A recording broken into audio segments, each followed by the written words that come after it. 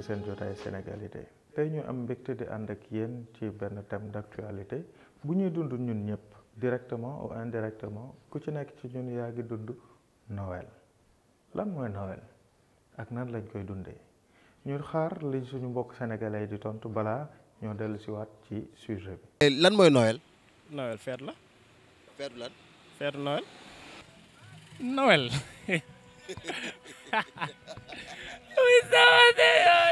de mais yaa ngi may faj nii de waaw luy Noël. Noël.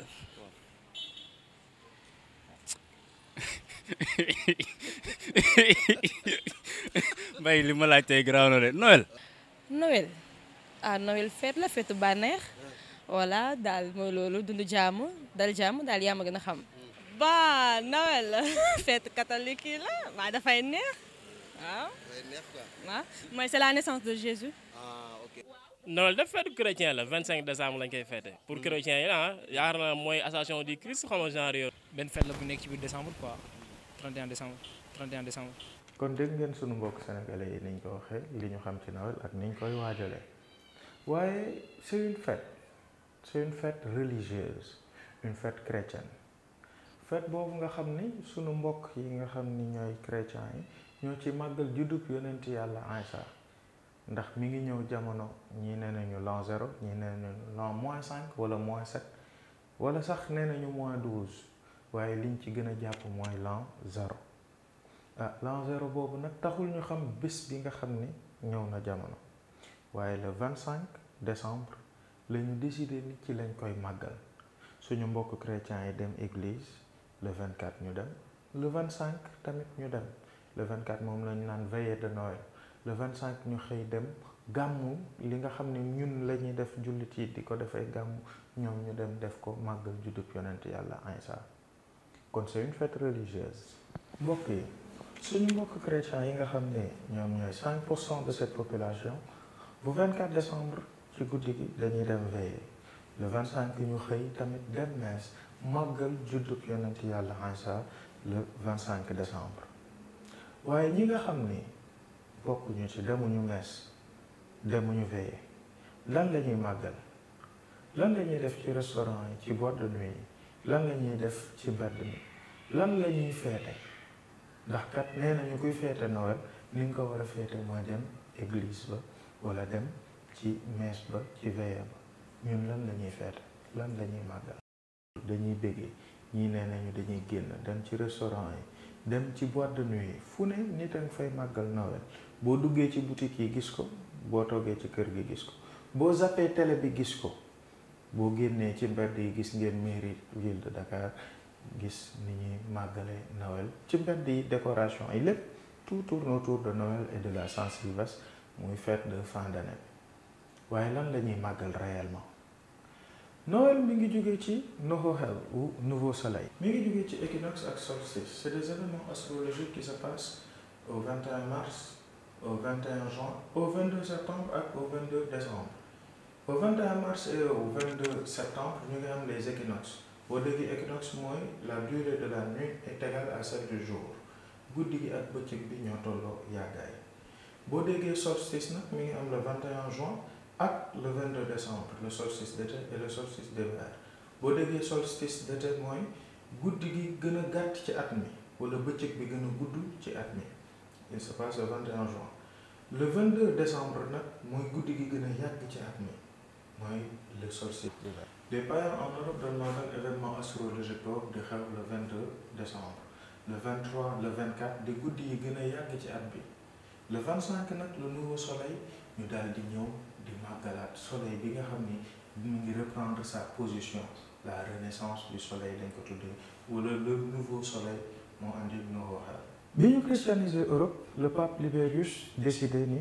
dañuy jàpp le 25 décembre. muy fête de la naissance du Christ ndax mbokk yi xam ngeen ni ñenn ñi dañuy wax ni -7 wala -5 wala -12 mooy date de naissance de Jésus-Christ wala année de naissance waaye jour exact bi xamuñu ko li ñu jàpp mooy l'an 0 la moom la ñëpp gën a jàpp waaye l'an 0 boobu xamuñu ban bés la ci at mi ci la le pape Libérius décidé ni le 25 décembre bi nga xam ni ñi nekkul woon ci diine ñoo ngi ci doon commémorer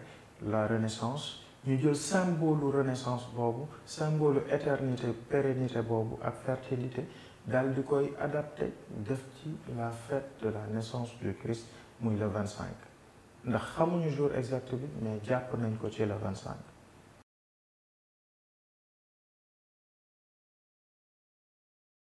lan moo andi ci biir loolu le Père Noël. Père Noël mi ngi jógee ci Nicolas de Myre ñu naan ko le Saint Nicolas wala le saint patron des enfants mi ngi dundoon moom aussi en Europe baaxoon ci xale yi daan leen dundal daan leen toppatoo daan leen jox ñu lekk jox ñu naan daan leen faj baaxoon ci xale yi ba ñu def ko saint patron des enfants loolu di évoluer histoire di dem ba en 1800 vers les années au 19e siècle aux États-Unis benn poète bu tudd Thomas Clark Moore daal di bind ay bayit ci moom daal di koy mandargaal bind histoire boo xam ne xale yi dañ koy jàpp ngir ñu leen koy naxee ci feetu fin d'année yi di leen wax ni boo ngeen nelee nangam ak nangam ak nangam Père Noël maanaam Saint Nicolas boobu mu ci jund dina leen andil ay cadeau. Thomas Clark Moore défendre na personnage u Père Noël bi nit ñi bëgg ko di ko nettali seen xale yi seen gone yi le journal Harper's Weekly plus tard wax ni nañ ko illustrer Père Noël jël benn dessinateur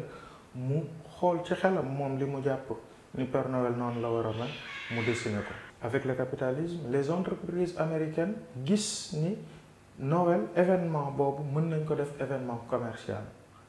benn compagnie de tabac moo ci tàmbali après benn compagnie de cola ginger ale avant Coca-Cola di ñëw nag yóbbu fête bi ci ampleur bii mu am tey ba ñëpp commerçant yëpp ak képp koo xam ne bëgg nga def chiffre d'affaires bu rëy da nga ciy profiter di ko def ci fin d'année yi gis ngeen solde yi gis ngeen Black Friday yi léegi am na sax Monday sales yeeg jour yëpp c'est une occasion pour ñu di ci màggal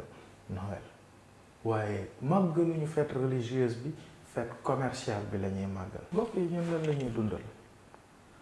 la ñuy dundal quand la mairie de Dakar dépense des centaines de millions pour éclaircir def ay lumière ci ville de Dakar bi ngir rafetal ko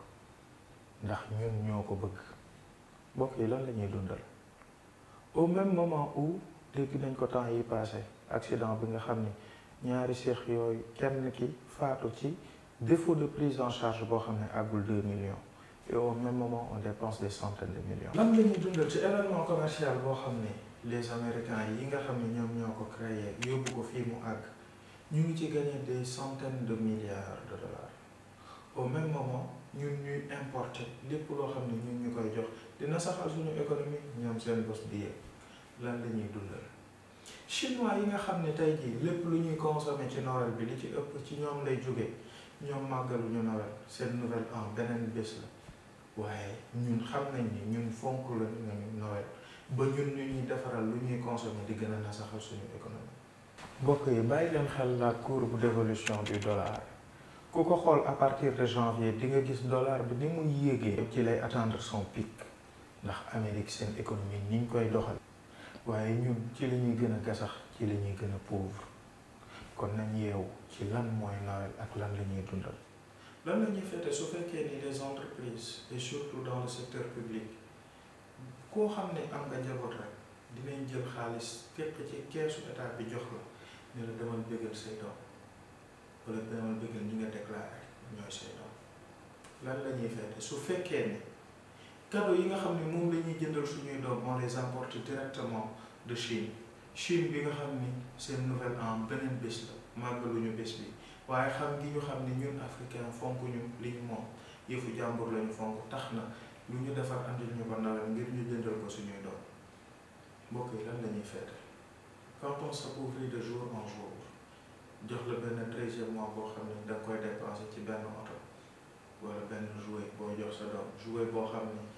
sa doom dina dund Sénégal ba faatu te du ko mën a defar lu tax amul école amul financement lu tax amul financement parce que xaalis ba ñu waroon jël def ko fa mu waroon dem moom la ñu jël di ko pasaree ci yoo xam ne moom ñu ko nañu xoolaat nañu càmbaraat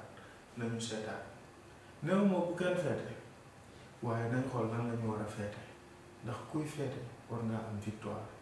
te ñun nous sommes dans le rouge. ndax nous le savons tous, c'est la fin d'une période,